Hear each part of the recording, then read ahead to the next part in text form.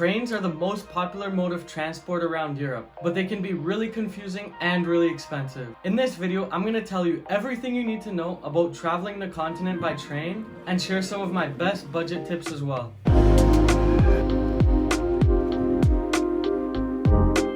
First of all, you're gonna have to decide whether or not you want the Eurail pass. This will ultimately come down to the countries that you're traveling, the prices of the trains you're going on, and if you want to have more freedom or if you know all the routes you want to make already. There's so many different options of the pass you can get based on how long your trip is or what country you're gonna be going to. Just off the top of my head, I know Spain, Italy, and Greece all have more expensive trains and also popular routes like London to Paris or Paris to Amsterdam. So if those are the places you're planning to go, I would still recommend getting the pass. You're also going to need to make a seat reservation for those trains even with the pass, but if you're going to be taking lots of trips within those countries, then I still recommend getting the pass because it's going to be cheaper. High-speed trains will always require a reservation, but regional trains don't need a reservation.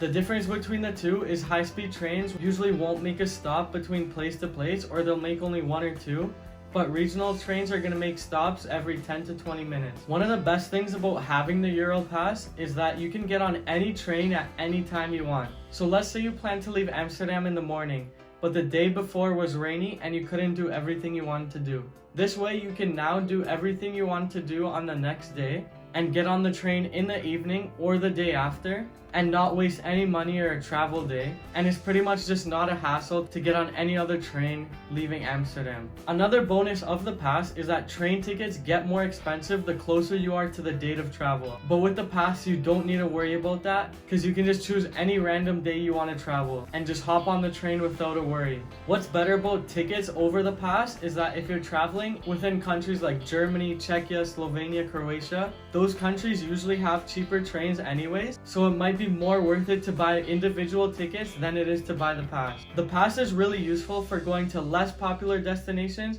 or longer distances because you'll probably have to go on multiple trains to get there, but with the pass you're only charged for one travel day. So with the pass you can get on as many trains as you want within that one day, but without the pass you're gonna have to buy tickets for each individual train. I go into a lot more detail about whether or not it's worth it to use the Eurail pass in the video link below, so check that out after you finish this one.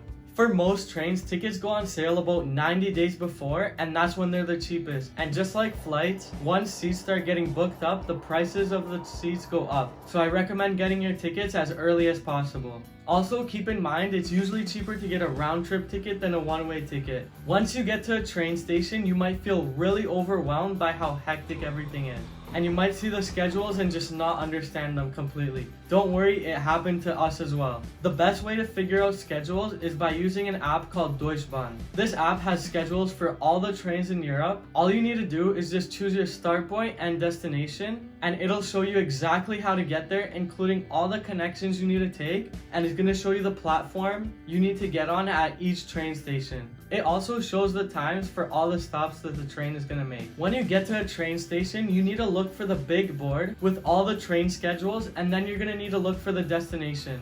And it's going to show you what time the train is leaving and what platform you need to be on to get on the right train. Make sure that you know the final destination of the train you're going on, because the big board is going to show you that and not the city that you're going to. Sometimes it does show the stops on the big board and you'll be able to find it that way, but this is why it's important to use the Deutschbahn app, because it's going to show you the final destination of the train you need to go on, and you can find the train based on that on the big board. So for example, you want to travel from Paris to Amsterdam and you need to take two trains. And let's say the first train goes from Paris to Bruges, but you need to get off in Brussels to catch the train that takes you to Amsterdam. So you're going to need to find Bruges on the big board and make sure it's the right train based on the time it's leaving that it says on the app. Then you're going to have to get off at the stop in Brussels, and now you're going to have to look for the train that takes you to Amsterdam. So let's say that train goes from Brussels to Dortmund, but the stop is in Amsterdam.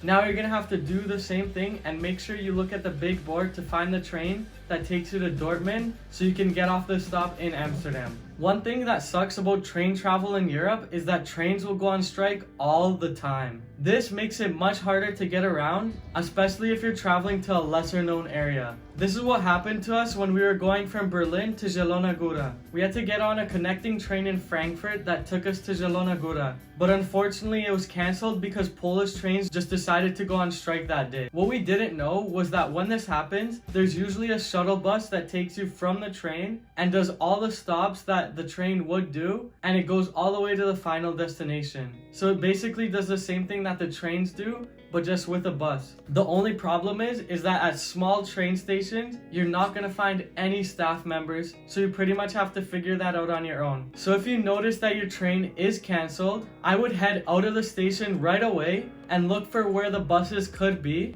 and that way you can try to figure out if a bus is coming by asking some other drivers, or maybe you can find your bus easily that way. So Poland and Italy are just notorious for going on strikes. There's a couple other countries that are probably in that as well, but those are the two I know for sure. So just keep that in mind when you're traveling within those two countries. Also, if you're getting on trains in Germany or Austria, they're pretty much always delayed or late. So that's also something that you should just keep in mind. When trains do come late and you have a connecting train, they usually have a pretty good system for doing that. And what they do is they make all connecting trains delayed as well. So if you do have a connecting train, you will be able to catch it because it will come late to the station that you have to get off at and get on for your connection. Always be very cautious when traveling in train stations because this is usually the area where pickpocketers will target you. This is where the most tourists are coming in and out, and this is where you're gonna have everything that you're traveling with on you. So when you're at the train station, make sure you keep any valuables that you really don't want stolen somewhere where they can't get stolen. Also be really aware when you head out of the station as well, because a lot of pickpocketers will be waiting just on the outside of the station. On a side note, some of the taxis here will also run scams right outside of train stations where they're just going to take you around random blocks to run up the meter. I know this one's true in Paris for sure. If you're going on a long train ride, keep in mind that the train probably won't have any food. If you do have the Eurail pass, it's going to be easy to tell which ones have food and which ones don't, because the ones with the reservations are going to be the ones that have food, and the ones that you don't need to make a reservation for won't have food. And night trains in general usually don't have food even though you need to make a reservation. So keep this in mind if you are going on a longer journey and you know you're gonna get hungry. Try to eat something before or get something at the train station so you're able to maximize your time that way. The same thing goes for Wi-Fi. If you're on a train that needs a reservation, it's probably gonna have Wi-Fi, and if you're on a train that doesn't need one, then it probably won't have Wi-Fi. And like I said before, overnight trains just aren't gonna have Wi-Fi at all. If you're traveling within Spain, these are where the nicest trains are. The seats are really comfy, the trains go really fast, and you will have food and Wi-Fi on these trains. They do always need a reservation though with a Eurail pass, and that reservation is gonna be 10 euros. But if you don't have the Eurail pass, each train is about 100 euros. Something worth noting is that it might be cheaper to fly from city to city instead of taking a train. So if you're looking for the cheapest option, it might not always be a train. Flights are usually more of a hassle though, with airports being outside of the city center while train stations are inside the city center, and you're usually only limited to a carry-on that you might have to pay for, because the cheaper flights will usually be budget airlines that don't let you take a carry-on for free. But it's just worth keeping that in mind in case it is cheaper. Please subscribe to see a lot more Europe content, and click on the video popping up to know everything you need to know about using the Eurail pass and making train reservations.